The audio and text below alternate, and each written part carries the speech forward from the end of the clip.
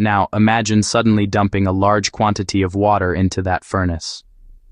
The water immediately dilutes these essential gastric juices, raising the stomach's pH and making it less acidic. Your digestive fire is effectively dampened. The result? Your digestion slows down significantly. The food sits in your stomach for longer, improperly broken down. This leads to a cascade of uncomfortable and unhealthy consequences.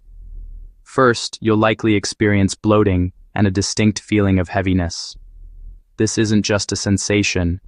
The sheer volume of water physically stretches your stomach wall, creating uncomfortable pressure and distension. This increased internal pressure can also lead to acid reflux and heartburn.